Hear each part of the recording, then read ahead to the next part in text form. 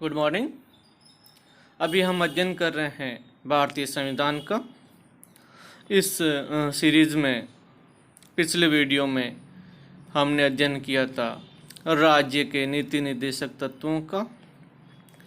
नीति निर्देशक तत्व संविधान के भाग 4 से संबंधित हैं और अनुच्छेद 36 से 51 तक इनका विस्तार है। नीति निर्देशक तत्व आयरलैंड के संविधान से लिए गए हैं एवं आर्थिक तथा सामाजिक लोकतंत्र की स्थापना में सहायक हैं। ये लोक कल्याणकारी राज्य से भी संबंधित हैं और ये वाद योग्य नहीं है। नीति निर्देशक तत्वों की विशेषताएं।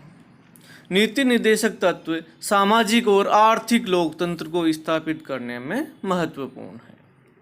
दूसरी, यद्यपि ये अपनी प्रकृति में न्यायोचित नहीं है, मतलब इनके उल्लंघन की दिशा में हम न्यायालय की शरण नहीं ले सकते, फिर भी ये किसी भी विधि की संवैधानिकता के निर्धारण में मददगार हैं। तीसरी विशेषता है, नीति निर्देशक तत्व राज्य के शासन में मूलभूत हैं, अर्थात कानून बनाते समय राज्य द्वारा इन्हें लागू करने की अपेक्षा की जाती है। चौथी विशेषता, ये संविधान की प्रस्तावना में उल्लिखित समानता, स्वतंत्रता और न्याय जैसे आदर्शों को स्थापित करने में भी महत्वपूर्ण है। नीति निर्देशक तत्वों की आलोचना। गैर न्यायोचित यानी वाद योग्य नहीं। गैर न्यायोचित चरित्र होने के कारण इन्हें कोई कानूनी शक्ति नहीं है, ऐसे में ये काल्पनिक प्रतीत होते हैं, यानी इनके पीछे कोई न्यायिक शक्ति नहीं है। कई बार ये केंद्र व राज्यों के मध्य संवैधानिक टकराव की स्थिति भी पैदा कर सकते हैं। जैसे केंद्र सरकार जब किसी राज्य को इन तत्वों को लागू करने के लिए कहे और अगर राज्य सरकार इन तत्वों को लागू नहीं कर पाए तो वह राज्य सरकार को बर्खास्त कर सकती है। सर आइवर जेनिंग्स ने नीति निर्देशक तत्वों को तर्कहीन व्यवस्था करार दिया। कुछ आलोचकों ने इन्हें पारंपरिक भी कहा है। क्यों? क्योंकि ये तत्व 19वीं सदी के राजनीतिक दर्शन पर आधारित हैं जो आधुनिक समय के अनुकूल नहीं है। निष्कर्ष के तौर पर उपयुक्त कमियों के बावजूद नीति निर्देशक तत्व देश के शासन में मूलभूत हैं। इनकी प्रकृति गैर न्यायोचित इसलिए रखी गई थी क्योंकि देश के पास इन्हें लागू करने के लिए पर्याप्त वित्तीय संसाधन नहीं थे। इसके अतिरिक्त ये न्यायालय को विधि के निर्वचन में, लोक कल्याणकारी राज्य की अवधारणा को संपुष्ट करने में और राज्य प्राधिकारियों को नैतिक मूल्य प्रदान करने में सहायक हैं। नीति निर्देशक तत्वों से संबंधित कुछ कथन हैं जो बार बार कंपटीशन में पूछे जाते हैं। जैसे, राज्य का नीति निर्देशक सिद्धांत एक ऐसा चेक है जो बैंक की सुविधा अनुसार अदा किया जाता है। ये किसने कहा? केटी साहर ने। नीति निर्देशक तत्वों को पुण्यात्माओं की महत्वाकांक्षा किसने कहा? सर आइवर जेनिंग्स ने। और नीति निर्देशक तत्वों को भावनाओं का कूड़ादान मात्र किसने कहा? कृष्णमाचारी। अब हम अध्ययन करेंगे नीति निर्देशक तत्वों एवं मूल अधिकारों में अंतर का।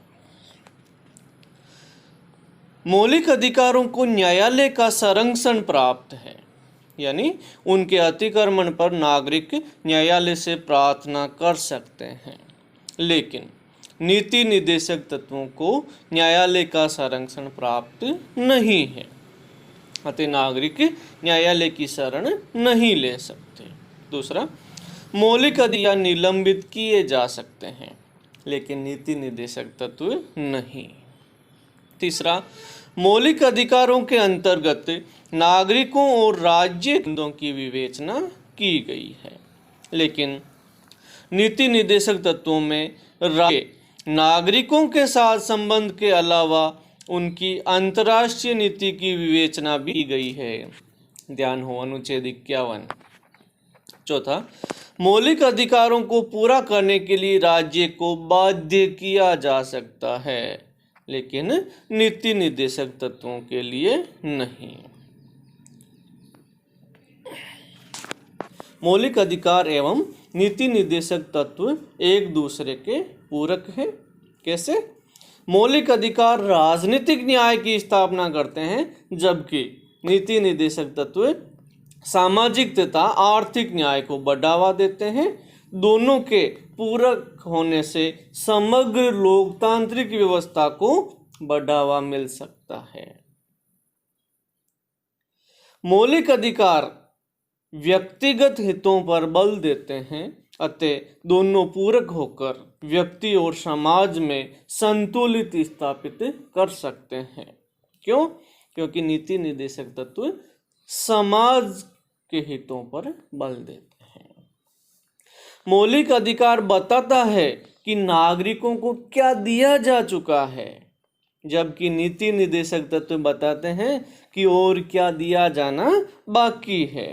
इस तरह नीति निर्देशक तत्व मौलिक अधिकारों का मार्गदर्शन करता है।